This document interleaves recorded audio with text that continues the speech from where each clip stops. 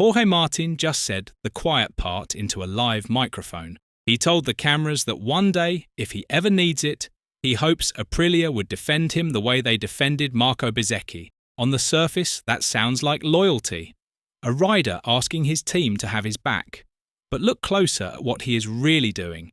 He is holding up two versions of the same factory. The Aprilia that fought to protect a rider who slapped a marshal, and the Aprilia that stood in front of the press and said he had not ridden like a world champion. Same garage, same boss, same season. So why does Jorge Martin already sound like a man packing his bags? And what does he know about his future that Aprilia has not said out loud yet?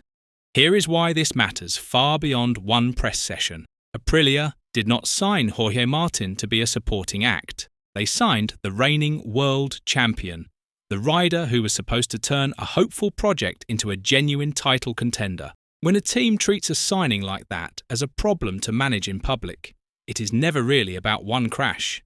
It is about whether they still see him in their future, or whether the relationship has already quietly ended, and nobody has said it yet. The way a factory talks about you in your worst week tells you exactly where you sit on their list, which is why Bezzecchi is the most dangerous rider Martin could have compared himself to, because the comparison gives the whole game away. Start with what happened to Bezzecchi, because that is the moment Martin chose as his measuring stick. At the Czech Grand Prix in Brno, Bezzecchi crashed in Saturday's sprint, rushed back toward his bike, and when a marshal revved the engine while lifting it out of the gravel trap, he shoved the man and struck him. Twice. The stewards threw him out of Sunday's Grand Prix. A rider put his hands on a volunteer whose entire job is to keep him safe. Now watch what Aprilia did next. They did not step back and let it sit. They filed an appeal, arguing the suspension was excessive, that throwing him out of the race was too harsh for the moment. The appeal was rejected that same night, and only then did they accept it. But the instinct came first. Their opening move was to put themselves between their rider and the consequence. That is the picture now sitting in Martin's head. A team that, when one of its riders crossed a hard line, reached for an appeal before it reached for an apology. And he wants you to hold that image. Because 2 weeks earlier, the same team had treated him in a way that could not have looked more different. Rewind to the Hungarian Grand Prix. Martin lost the front at turn 1, and as he went down, he collected a group of riders behind him, including Aprilia's own Bezzecchi. It was a bad crash in the chaos of the first lap scramble. It was also a racing incident, a mistake on a motorcycle, the kind every rider on this grid has made at some point. Aprilia Racing CEO Massimo Rivola did not treat it that way in public. He told the media it was a mistake a world champion should not make. Then he said the part that should stop you cold. When an Aprilia crashes and drags another Aprilia, or even two, down with it. In his words, it looks stupid. Listen to that again. His rider had just gone down hard, and the boss's public concern was that the factory looked stupid. So line the 2 weeks up, slap a marshal, and the team fights your ban as excessive. Crash a bike, and the team tells the world you did not ride like a champion. And here is the part almost everyone scrolled straight past. This already happened to Jorge Martin. Earlier this season at the Catalan Grand Prix, Martin crashed out of a winning position after contact with a fellow Aprilia rider, Trackhouse's Raul Fernandez, marched back to the garage and shoved his team manager, Paolo Bonora. Not a marshal, his own people. And how did Aprilia respond to a rider putting his hands on staff? The manager, Paolo Bonora, said he loved Jorge, that he loved that passion. Sit with that for a second. When Martin physically shoved an Aprilia manager, the manager answered with a love letter. When Martin crashed a bike 3 weeks later, the same management told the world he had not ridden like a champion. The act got softer, the response got harder. That is not a safety policy. That is a relationship cooling in real time. And Martin knows exactly what he is doing with the comparison.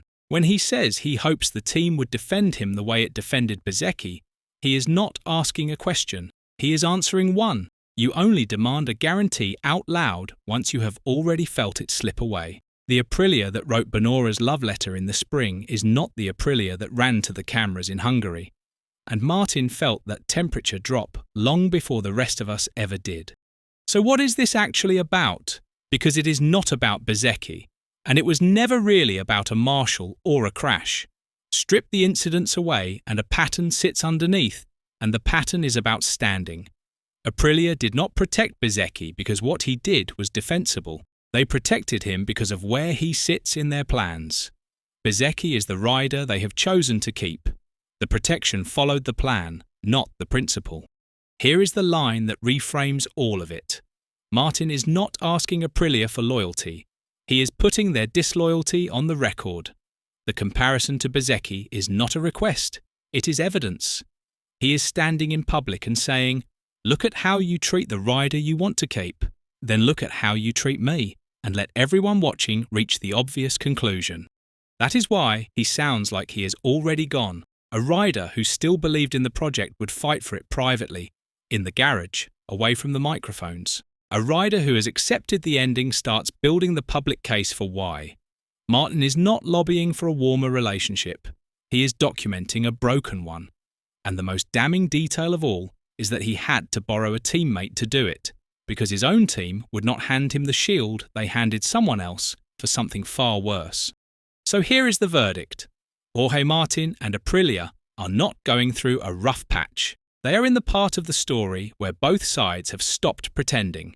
He arrived as the reigning world champion and the centerpiece of the whole project, and within a single season, the team is treating his crashes as public relations problems and his rival's misconduct as something worth fighting in a courtroom. That gap does not close. It only widens. And it tells you where this is heading. When a manufacturer is willing to embarrass its own marquee signing in public, it is because keeping him happy has stopped mattering to them. They have already done the maths on 2027, and Martin has clearly read the answer on their faces. That is why every word carried the weight of a man who already knows. Make no mistake about what that quote really was. It was not a plea. It was a receipt. Martin handed Aprilia a bill for every time they chose someone else, and he read it out loud, so that when the split finally arrives, as it now surely will, nobody can pretend it came without warning. He is not hoping to be defended. He is proving that he never will be. So the next time Aprilia swear they believe in Jorge Martin, remember which rider they actually went to war for. Has Martin already decided to walk? Let us know in the comments below. And once you do that, make sure to click on the video appearing on your screen right now.